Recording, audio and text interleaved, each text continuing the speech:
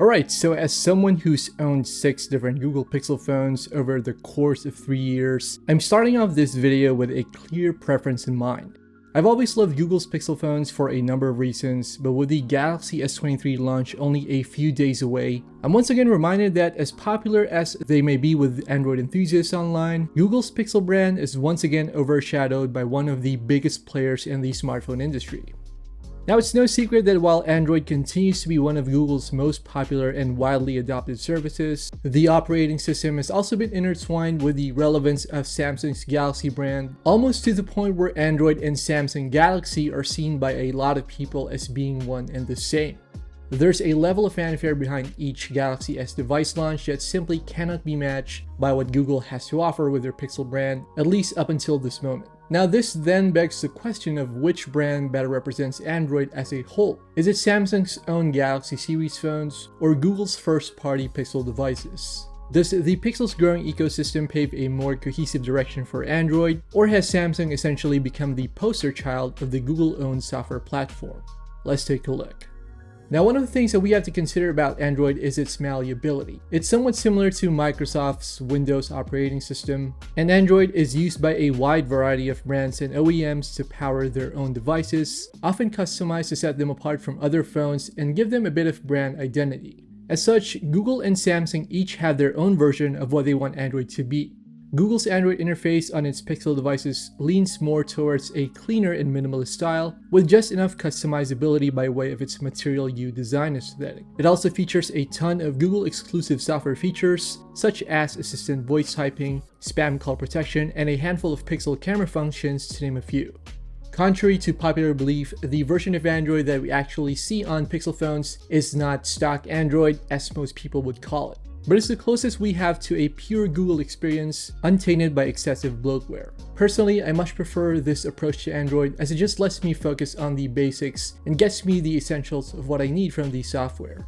On the other hand, Samsung has gone all out with customizing Android in its own image, adding a ton of software functionality through one UI. It's almost a two-edged sword if you think about it. Samsung has done a great job in pioneering customizability with Android, but at the same time, the brand adds a ton of its own first-party apps and services. It's not a bad thing per se, but more often than not, Samsung phones come with a ton of pre-installed apps, a lot of which just sit there taking up space or end up being uninstalled right away. It's definitely not as clean as you would see on a Pixel phone. But on the other hand, it does come with features that Pixel phones don't even have, which, depending on who you're talking to, adds a different level of usability. Now, when it comes to hardware, both brands sell smartphones which are intended for premium smartphone users. Currently, Google has the Pixel 7 Pro, its latest high-end flagship launched back in October, while Samsung does have the Galaxy S22 Ultra, which is currently its top-of-the-line premium flagship handset, although this will be replaced soon by the S23 Ultra once it launches.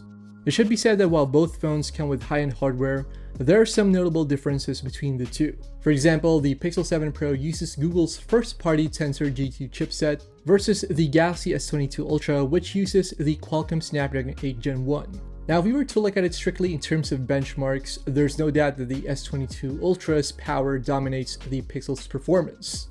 In terms of overall power in gaming, the S22 Ultra is pretty much unmatched. And even in aspects such as display quality, fingerprint scanner accuracy, and megapixel count is really premium as far as premium goes. This disparity in hardware is bound to stretch even further once the S23 makes its debut. Now, of course, we know that benchmarks aren't everything when it comes to smartphones. This also doesn't mean that the Pixel 7 Pro cannot offer a flagship-level smartphone experience, but rather this serves as an example of Samsung's expertise in the hardware business.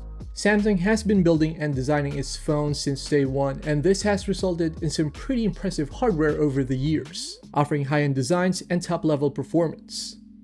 So before we go any further, we actually have some videos on the Galaxy S22 Ultra as well as the Pixel 7 Pro. So if you guys are curious about the performance aspects of those two phones, we're going to link those videos in the description below. We also have some content which focuses on the camera performance of each phone, and of course, do feel free to check out those videos as well. With that said, let's get on with this video.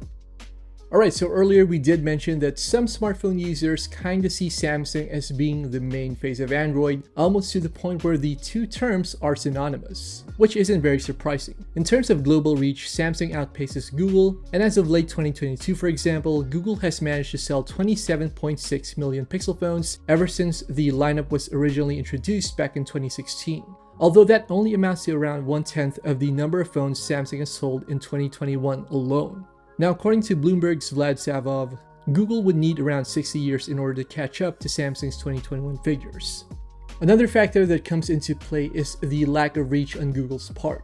A while back, I wrote a piece for Phandroid expressing a need for more market coverage from Google. Now, having grown up and lived in Southeast Asia, it was pretty hard to get your hands on a Google Pixel device, especially if you're looking for proper warranty support and customer service. By comparison, official Samsung retailers were abundant, and grabbing a Samsung phone from a carrier or a store was pretty much an effortless affair.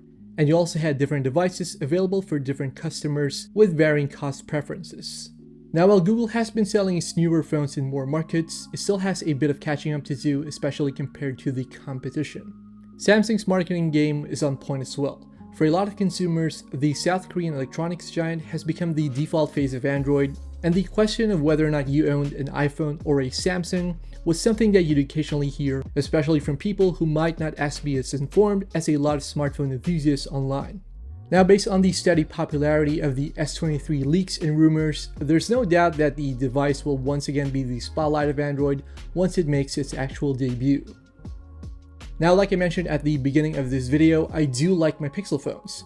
The Pixel 7 is probably one of the best Android experiences I've ever had, especially with the amazing camera and the seamless integration of Google's AI capabilities into Android.